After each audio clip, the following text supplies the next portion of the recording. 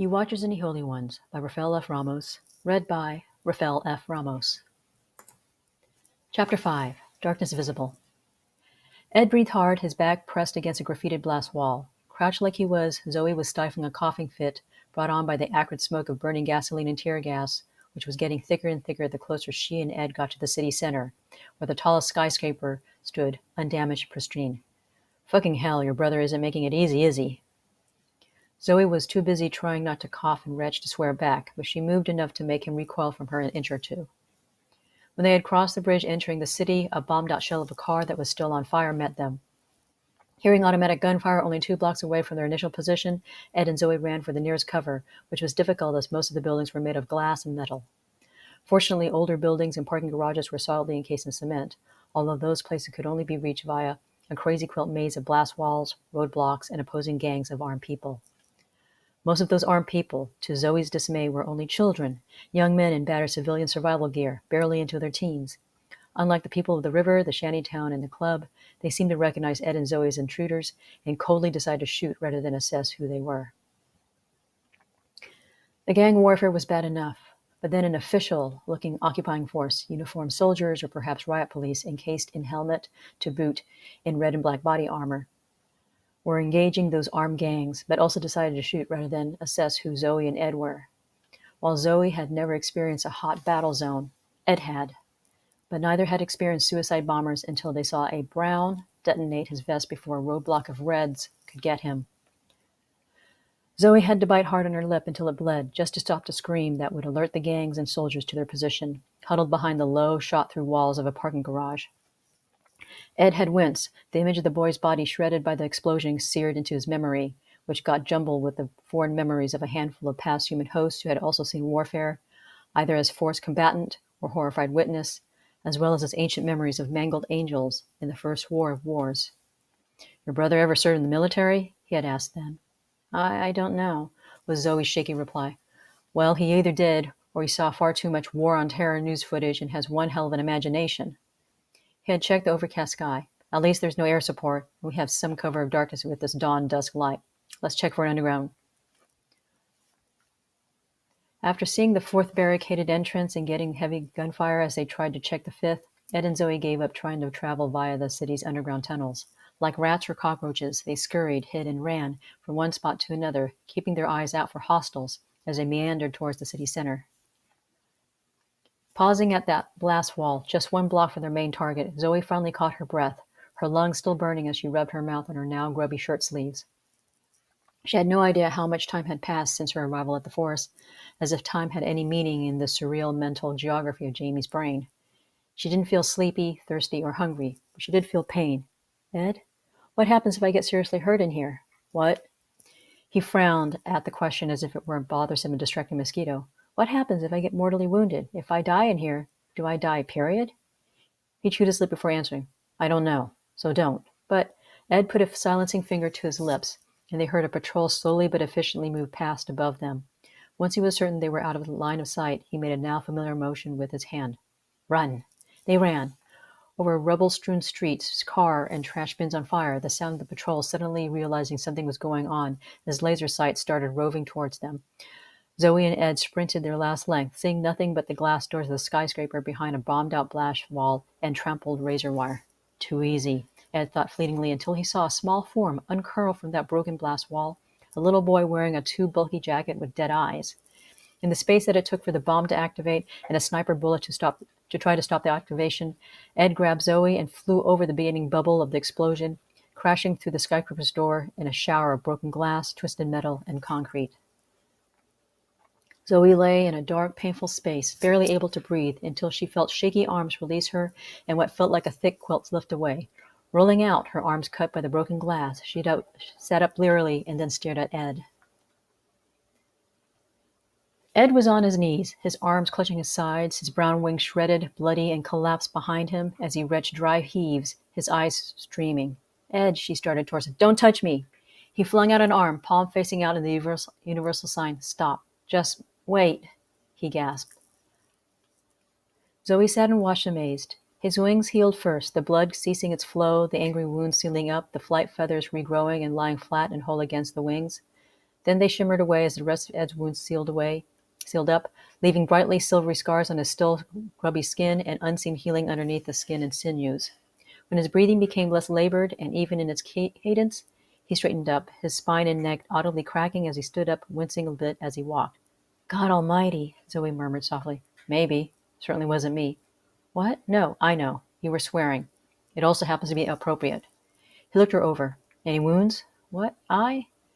Zoe was about to show her minor cuts and scrapes, but then she noticed that they had healed as well, underneath all the sweat and grime. How? Residual regeneration transfer, he interrupted. He looked around. What is this place? Huh? For the first time since crashing through the entrance doors, Zoe looked around. Oh, God, she cried out, seeing her surroundings. Jamie, why? I take it that this is a form of memory? Yes, Zoe stated. The worst kind. While the outside had been a modern office skyscraper, the inside was another place, a little gravel path barely seen in the moonlight, which led downhill to a little odd structure, partially in ruins as seen by the half-collapsed carved roof and tall weeds. Zoe looked around, half expecting to see the ghostly image of her 12-year-old self and 10-year-old Jamie on bicycles, looking at the old church. But then she remembered that memory was not in moonlight but sunset, and she closed her eyes as she recalled the only time she was there at moonlight. When she opened them, she saw Ed's form, small in the distance down the main road. She was about to call after him when he had disappeared, but then she heard him on the opposite side, walking from the far distance towards her, until he was next to her again. This place only goes as far as its immediate location, he explained. We try to go away, we'll return right where we started. He looked down the gravel path. Zoe let out a deep breath. But this is my memory. How would Jamie? Oh, no.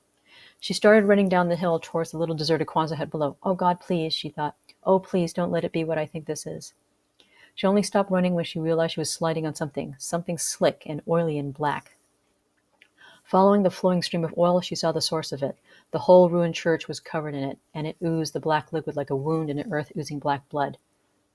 Don't you see it? She remembered Jamie's question from the first time they saw it years ago. There was an odd trick of the light, for she both saw the black oil and not see it, a simple, dilapidated Kwanzaa hut that had served as a temporary mission once upon a time.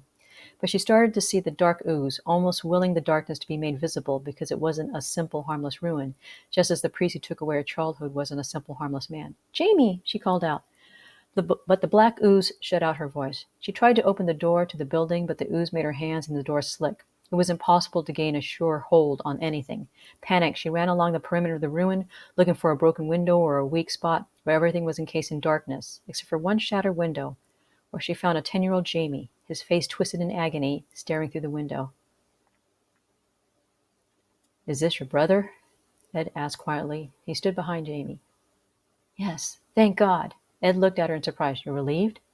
I was afraid there was Jamie in there. She reached out her hand to the little boy and wasn't surprised when her hand flowed through him. She tried not to cry. I didn't know that Jamie was outside. I never knew that he had seen, until now. Is that you? In there? Yes. She breathed deeply and looked inside. It was like a silent black and white movie. 12-year-old Zoe, as pale and still as Pearl Pureheart, 30-year-old Tony Macinas, the handsome gregarious priest who would listen to her and read all of her silly girlish stories and poems, which he had kept private and secret from everybody. But in that space, as he moved, he left behind a trail of black oil, which flowed outward and along the floor, crept up the ruined walls, seeped out from the ruined roof and walls. Zoe turned at the sound of Jamie's choked sobs as he ran away, running, falling, running again, until he disappeared from view. When I came home, Jamie was already screaming in the kitchen. He had his first psychotic break that day. She stared at her hands and arms covered in black. What happened to him? Ed gave a terse nod towards the window. Died. He drowned in the ocean as I was in the hospital bed fighting the STDs that destroyed my uterus and fallopian tubes. As Jamie was in a psychiatric treatment, hopped up on antipsychotics. Suicide? They said it was an accident. Do you believe that? Zoe still stared at her hands and arms. No. She looked at Ed, her face blank and unreadable. This is Jamie's memory, not mine. She closed her eyes, and when she opened them again, the ruined church was just a quiet Quonset hut, tranquil in the moonlight, and her skin was her own again. Noticing that odd trick of the light, she willed to see past the simulated moonlight and night sky of nearly 30 years ago, and the interior outlines of the steel and glass skyscraper faded into view. Zoe and Ed stood in the center of the bottom of a 72-story skyscraper, but with no floors in between to obscure the view of the open rooftop nearly 1,000 feet above them. Where there should be Broken glass, twisted metal, and cement rubble was a pristine black marble floor, distorting the reflection of Zoe and Ed who stood upon it. "Can you fly?" Zoe asked. In reply, Ed wrapped his arms around Zoe's waist. As she wrapped her arms around his neck, Zoe could feel the shifting of muscles and sinew in Ed's shoulders as the dark brown wings materialized, spreading outward, towering above both woman and angel. "Are you afraid of heights?" he asked. "Does it matter?" she replied to his chest. Up close, Zoe realized that Ed was rather tall. He shrugged. "Thought I'd ask." He looked up. "I don't usually have passengers, so you might want to hold on tight." Before Zoe could reply, he leaped up, and the wings beat down, rapidly gaining height with each strong downstroke. It was unlike anything Zoe had ever felt before. In the long, upward spiral of their flight, the instantaneous and involuntary transfer of thought between Zoe and Ed, first discovered in the forest, restarted again, and they found that they didn't have to speak to communicate. "Why couldn't you fly before?" Zoe could feel his sigh in his mind. "Because I was stupid." "What?" "Flight needs energy, more energy than I had, since keeping my existence separate from your brother's internal hell is exhausting enough as it is." "But you flew us into this building." "Yes." "So you have more energy now?" "Yes." "How?" "You." "What?" "You." "I should have figured it out sooner when you touched my arm in the forest and our thoughts got transferred. You're an additional entity, an added power source in this closed system." Zoe stiffened. "What? So I'm a battery?" "No." "Well?" "You're a Beatrice." "A what?" "A Beatrice. A human who guides a fallen creature to heaven." Zoe sent a confused jumble of emotions and images before settling in a reply. "Bullshit." Ed laughed, and feeling the genuine laughter of an angel was like a warm breeze in a hard winter night. "I told you I'm no saint," Zoe insisted. "So you keep saying. But you're a Beatrice whether you like it or not. Even a fallen angel like me can see that." Zoe fell silent, and then she shivered. It got cold. It's about to get colder. Ed slowed down, his wings moving just enough to keep them stationary under the exposed ceiling of the skyscraper like a person treading water. "You read Dante. What's the center of hell like?" "A frozen lake, with Satan in the middle, guarded by giants." Zoe's thoughts felt cold and brittle. "Exactly. Slow and quiet on this roof. Who knows what's waiting for us up there?" Ed shifted his arms and hands so that he could hoist Zoe up by her hips and then feet, as she grabbed for the lip of the rooftop opening and pulled herself up, sliding onto the rooftop. Once she cleared the space, Ed also grabbed for the lip of the opening, quickly pulling himself up as his wings folded flat against his body. On the rooftop, bare and slick from the constant drumbeat of freezing rain, huddled a man in rags, the back of a woman squatting next to him, whispering in his ear. Neither he nor the woman realized that they were not alone, a state that Zoe was about to interrupt until Ed held her back with a gentle but restraining hand. "Wait. Listen." Standing quietly and still, they were able to hear the woman's gentle whispers. "Aren't you tired? Why keep fighting? It's too late for me. You deserve a rest. Relax. Just relax." The man only moaned in reply, covering his head and face with his arms as he huddled even tighter. The woman stood up to circle to the other side of the man. Zoe stifled a gasp, surprised to see the young girl Lexa, but not Lexa, for the body language spoke not of a victimized girl, but a pacing predator, regarding its prey. As she squatted down again, the image of Zoe's mother sprouted before her eyes. Your fault, sister damaged, father gone, mother dead, your fault. You don't deserve to live, you should never have been born, your fault. The words beat down upon the man like fists, causing him to twitch and shake. Zoe pulled against Ed's hand, but he held firm. "Wait, listen." After a torturous space of time elapsed, the woman, still squatting like a toad against the man's ear, shifted shape again, now taking on the appearance of the man's sister. "You left me with him. You didn't save me. You ruined my life. Why don't you die already?" "No!" Zoe exclaimed, pulling away from Ed. The woman, startled, jumped up, the obnoxious Zoe image gone as her own shape revealed itself. Even in her anger, Zoe stepped back in alarm. "Miranda!" The other fallen angel stared at her, her pale skin struck against her iridescent blue-black wings. "How the hell did you get here? How the hell do you know me?" She suddenly saw the figure behind the woman. "You." Ed stepped forward. "Me." For a second, Miranda stared at Ed as she once was, a companion at arms, a friend, a lover. But her violet eyes hardened as the eons of history crashed down between them, and her eyes flicked from Ed to Zoe, to Ed again. "So, I get the brother, and you have the sister. How symmetric. But don't be greedy. He's mine." "No!" Zoe yelled again, starting forward. Miranda shot out to meet the woman with a backhand. Ed darted between them, grabbing Miranda's striking hand and pulled her in close. The rain pelting them with icy needles, he launched high into the air, the two entangled angels soon becoming distant figures against a dark, stormy sky. Zoe rushed to the hid old man's side. "Jamie," she said gently. "Jamie, it's me. It's Zoe." The man whimpered, recoiling from the words. His body was covered in a growing sheen of ice. "It's Zoe, Jamie. It's Zoe. The bad angel's gone. I'm okay. Listen to me. I'm all right." Zoe reached out, placing a protecting hand on Jamie's cowed head. He flinched, as if expecting to be hit. Zoe closed her eyes, ignoring the ice and cold. "I miss you, Jamie," she sent, and then she sent even more.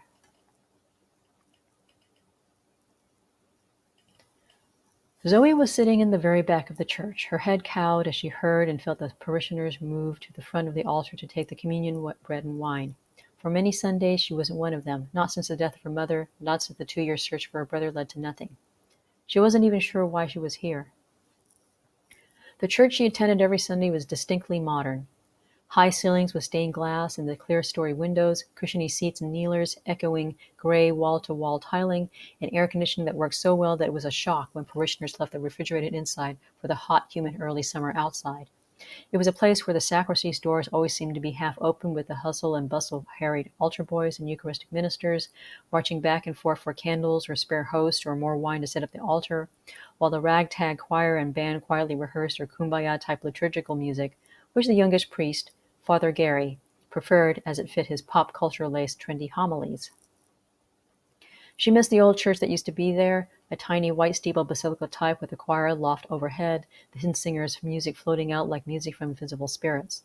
She missed the kindly old priest who reminded her of St. Nicholas of the European Christmas stories and exuded tradition and safety.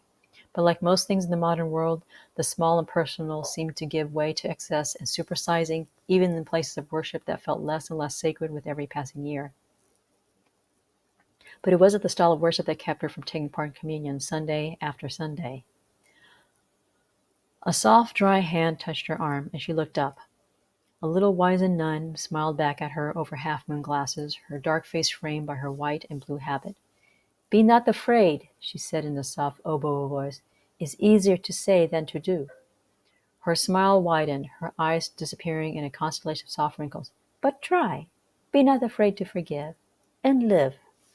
"I—" Zoe tried to reply, but she found she couldn't as she felt the telltale prickling of tears, which she blinked back with great difficulty. The old nun touched Zoe's forehead, as if in a blessing, and she moved down the pew, genuflected when she reached the center aisle and joined the flow of believers in communion. After that Sunday, Zoe never saw her again. Miranda broke free from Ed's grip as she spun out, her wings catching air and beating him down, enraged. "You're helping her? Why? Don't you know who you are?" He didn't answer as he deflected her blows, flooding past them but not straying too far. Sharp-eyed, she spied the woman kneeling next to her quarry, and Miranda darted past Ed as she tried to return to the rooftop.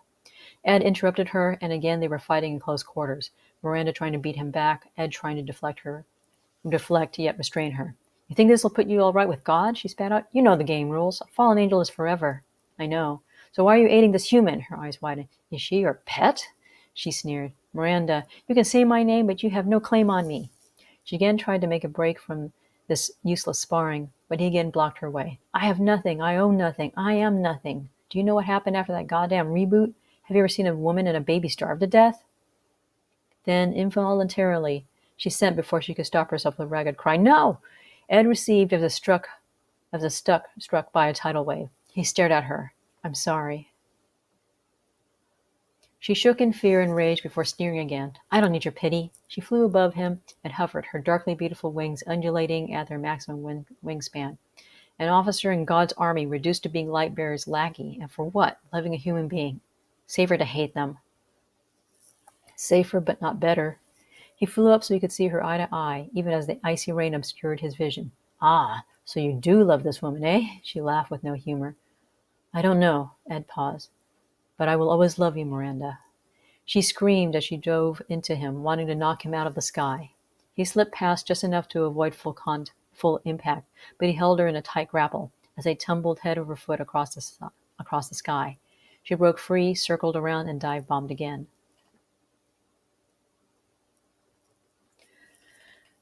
The cemetery was tucked away in the outskirts of the main city, surrounded by the quiet jungle held at bay by chain link fences. Glancing at the slip of paper in her hand, 25-year-old Zoe located the burial plot, unassuming among the simple worn headstones and low lying weeds. She had been saving for this all of those years when she was a college student, working to make up the difference between tuition and financial aid. Even as a poor full-time student on scholarships, grants, and loans, she had saved a little bit every summer and winter break for this: a round-trip ticket to her childhood home, 2 days' worth of car rental and motel lodging, a little bit of per diem for food and petty cash. Now, in the brief summer between her graduation with both bachelor's and master's degrees in English and her reporting to duty for her first full-time teaching position, she had cashed in that savings fund, and, almost in an eye's blink, she was alone. She was in a lonely graveyard, standing before a neglected grave marker. She kneeled down, pulling away the weeds so she could read the simple markings. Reverend Anthony William Macinas, S.J., 11 June 1942 to 8 August 1982, R.I.P. She remembered that first time. It was raining very hard, and the tile floor of the narthex was very slick with the wet footsteps of rushing parishioners. Her mother and brother were ahead of her, already late for Mass, and Zoe was falling behind them as she struggled to tug off her dripping raincoat. She didn't even notice the altar boys, the deacon, and the priest, all queued to march down the center aisle with the crucifix and Bible aloft. In one heartbeat, she had slipped on one of the slick spots, and with a sickening sensation of losing connection with the earth, had fallen down hard backwards, and then suddenly saw, felt, and heard nothing. When she came to, she noticed that she was lying on carpet, her head propped on multiple folded layers of fabric that she would later find out were spare cassocks and vestments. She immediately saw a young man, very handsome, even as he looked alarmed, peering down her face, saying something she didn't understand. She didn't even know who he was as she squinted against the too bright light of the ceiling lamp and asked him, "What? What's your name?" "Huh? Oh, Zoe. Zoe Fitzpatrick. What year is it?" 1981. Do you know where you are?" In a church? With my mom and brother?" He let out a sigh of relief. He looked up from her and said, "Do you need to have a doctor called?" She heard her mother reply, "No, father, thank you. It looks like just a little concussion. Can she rest here in the sacristy a little bit as she recovers?" "Of course, no problem. Whatever you need, just ask one of the lay ministers here. I'll go check on you and Zoe after Mass." "I'm so sorry for delaying the service like this." He shook his head and smiled. "Don't be. God doesn't follow clocks." "Thank you, father." After he left, she heard Jamie next to their mother say in a low voice, "I don't like him, Mom."